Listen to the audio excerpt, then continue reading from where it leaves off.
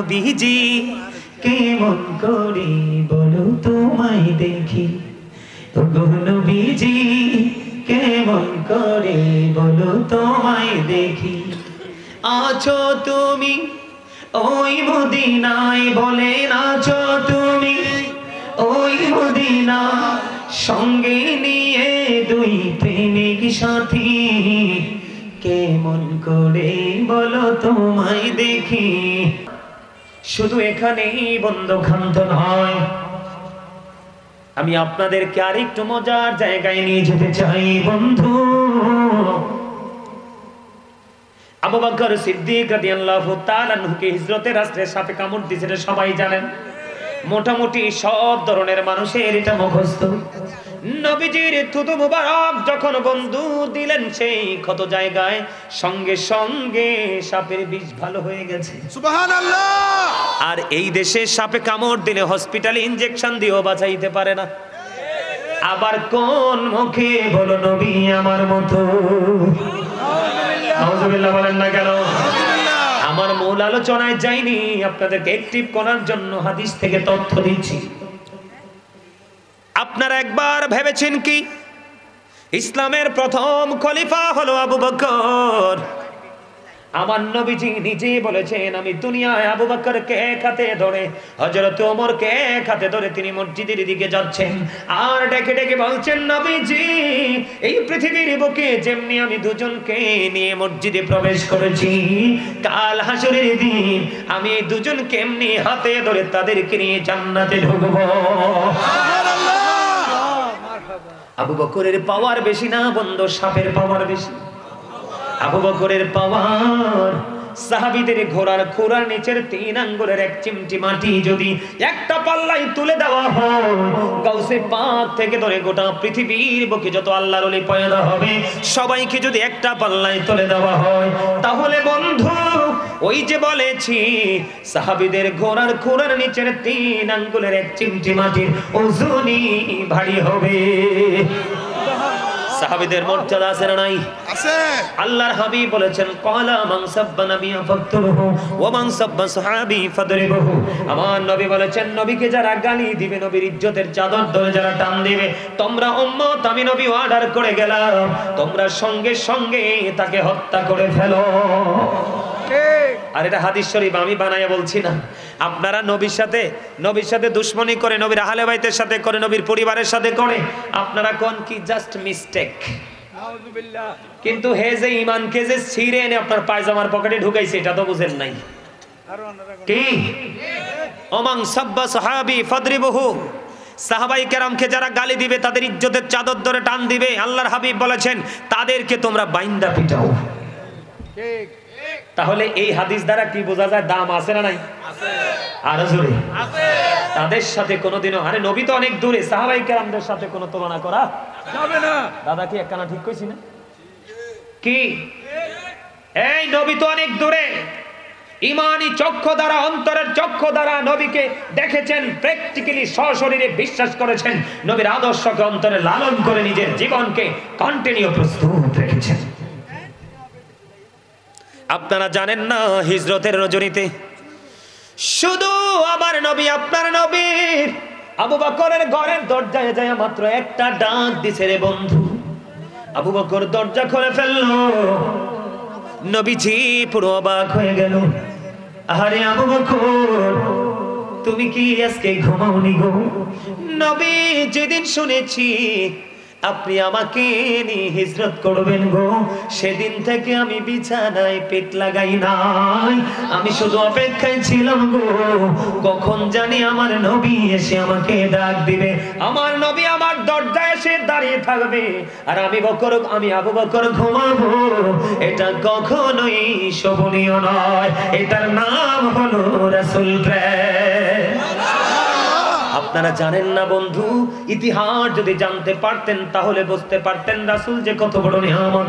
একদিন আমার নবী বললেন আবু বকর ওমরকে দান করার জন্য যখন বললেন, ওমর মনে মনে চিন্তা করলেন, ইসলামের দ্বিতীয় খলিফা, জীবনে কোনোদিন আবু বকরকে হারাতে পারিনি, আজকে আমার কাছে দৌলত আছে, আমি আজকে আবু বকরকে হারাবো।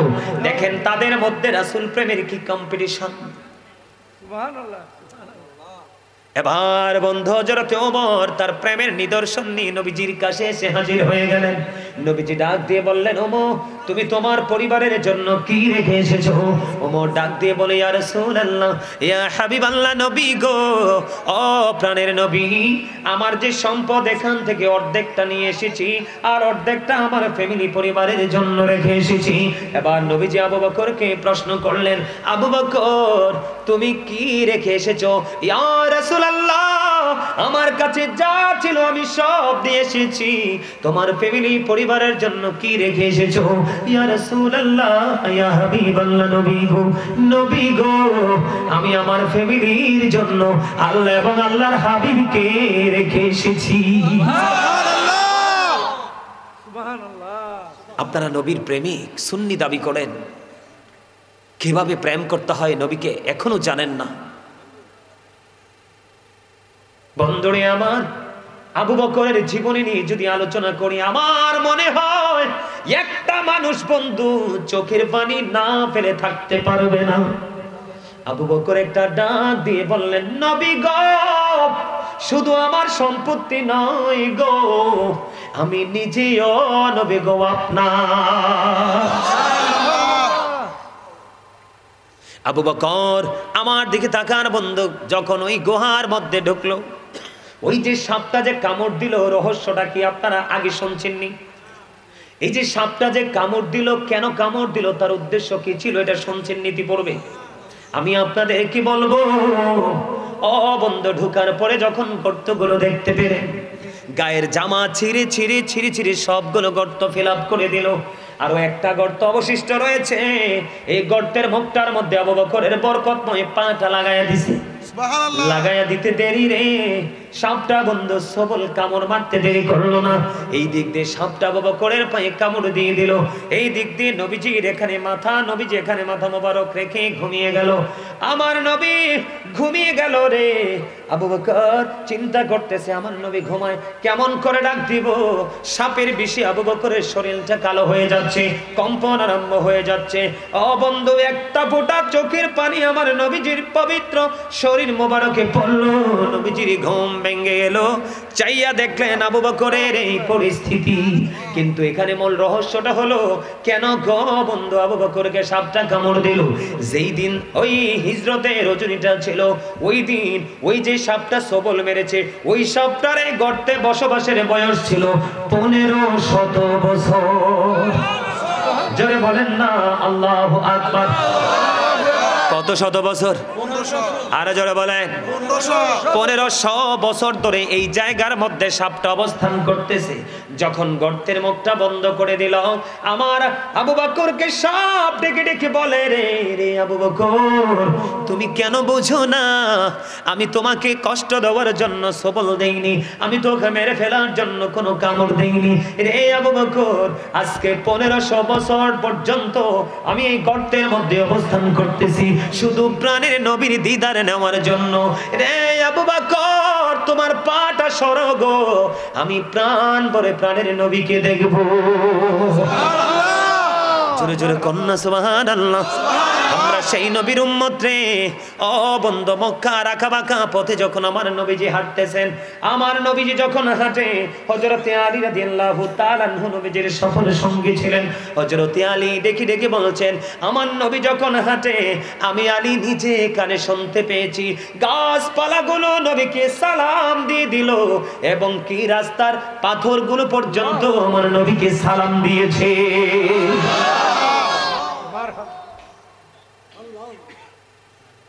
জোরে জোরে বলেন না সুবহানাল্লাহ। আরো জোরে। আপনারা অনেক আগে শুনেছেন একটা আলোচনা বন্ধু, হরিণীর বাচ্চা রেখে এসেছেন, ইহুদি তাকে ধরে নিয়ে এসেছেন, ঠিক কিনা বলেন?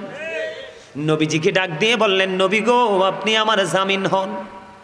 কি হন? আপনি আমার জামিন হন।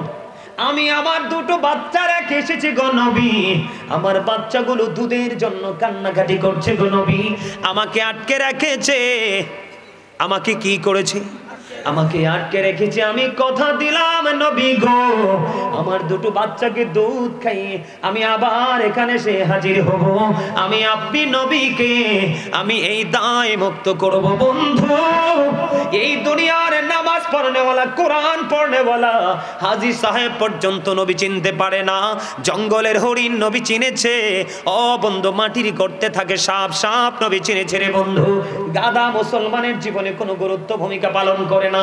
আমি যখন 2018 সালে যখন ভারতবর্ষ সফর করলাম বন্ধু, ভারতের দর্শনীয় স্থানগুলো দেখেছি, তখন ভারতে গিয়ে দেখলাম গাধার পিঠে মানুষ অনেক বেশি মাল বোঝাই করে এক জায়গা থেকে আরেক জায়গায় নিয়ে যায়। আমি আপনাদেরকে বন্ধু বুঝাইতে চাই, বন্ধু ইহুদি এসে দেখলেন নবীজি হরিণীর জায়গায়, আশ্চর্য হয়ে গেলেন। নবীজিকে মারার জন্য ইহুদি প্রস্তুত হয়ে গেল।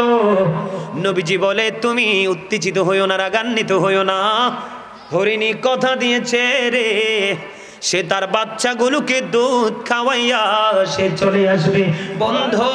বন্ধুরে, ইহুদি নবীর সাথে কথা কাটাকাটি করছে, এরই মধ্যে হরিণী তার বাচ্চা দুটোকে দুধ খাওয়াইয়া নবীজিকে জামিন করানোর জন্য ছুটে এসেছে।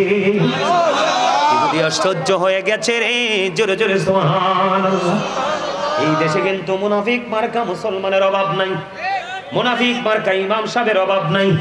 চাকরি বাঁচানোর জন্য নবীর মিলাদ পড়ে, মাহফিলে এসে দেখে সব নবীর প্রেমিক মিলাদ কিয়ামের পক্ষে, চাকরি হাদিয়ার জন্য মিলাদ কিয়াম করে আছে না নাই?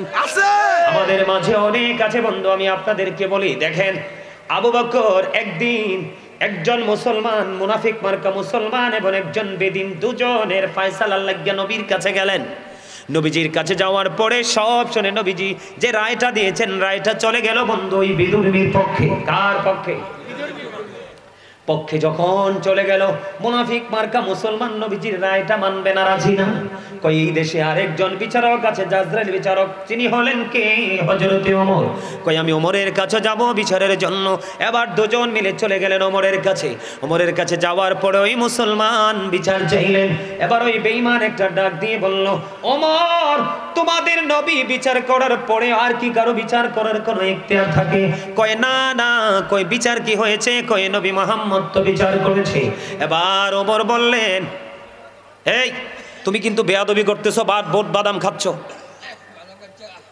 মানে সে বাদাম খাক, ইচ্ছে মতো খাক, কিন্তু সে এমন ভাবে হাসি খুশি ঠাট্টা বিদ্রুপ করছে, মনে হচ্ছে যে আমাকে নিয়ে তামাশা করা হচ্ছে। I say get out, you stand up. এটা কি বাদাম খাওয়ার জায়গা, রং তামাশার জায়গা? আমি বলছি না যে I say go to your seat, out of sight, don't disturb me.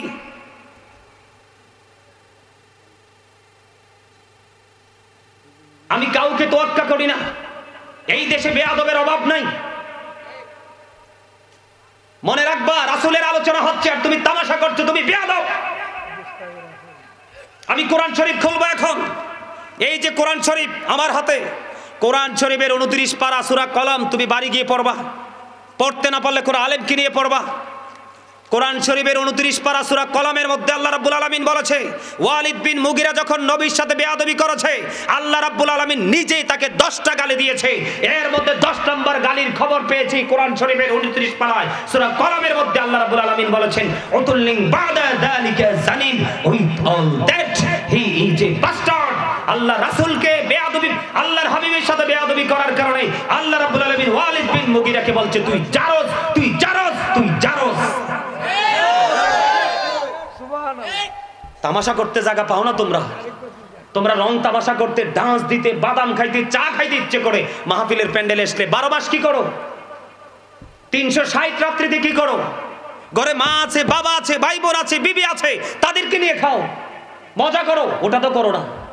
রাসূলের সুন্নাত তো কোনোটাই মানো না। আল্লাহ রাসূল বলছে, তুমি দোকানে চা খাইলে বিবিকে বাড়িতে চা খাওয়াইবা, তুমি নিজে কাপড় পরলে বিবির জন্য নিয়ে যাবা, এটা তো করো না। তামাশা করো, কথা বোঝেন না? আল্লাহ রাসূল বলেছেন, believers love the profit, hypocrites don't love the profit. আমার নবী বলে দিয়েছেন, মুনাফিকরা আমি নবীকে ভালোবাসবে না, ঈমানদাররাই আমি নবীকে ভালোবাসবে। আল্লাহ বলেছেন, ইন্নাল মুনাফিকিনা ফিদ দারকিল আসফালি মিনান নার। আল্লাহ রাব্বুল আলামিন বলেছেন the hypocrites will be in the lowest place of hell. Allah রাব্বুল আলামিন বলেছেন মুনাফিকদের জন্য বরাদ্দ জাহান্নামের একেবারে নিকৃষ্ট জায়গাটা। সবচেয়ে বড় মুনাফিক হলো যারা নবী সম্পর্কে এখানে একটা বলে ওখানে গিয়ে আরেকটা বলে। কথা বলেন না কেন? ইমামতি বাঁচানোর জন্য একটা বলে, মসজিদের মিম্বর ছেড়ে আরেকটা বলে। কথা কর না কেন? আরে জোরে দেখেন, আমার নবী ওমর বিচার করলেন। ওমর বললেন তোমরা বসো, আমি আসছি। ভিতরে গেলেন, উন্মুক্ত তলোয়ার হাতে নিয়ে আসলেন। এসে সঙ্গে সঙ্গে মুসলমানের গলাটা কেটে ফেলে দিলেন। তোমার সামনে নবীর সাথে বেয়াদবি করলে, তামাশা বললে, তুমি বলো স্লিপ অফ টাং, অন্যথায় বলো জাস্ট মিস্টেক। তুমি ইমানদার? হ্যাঁ।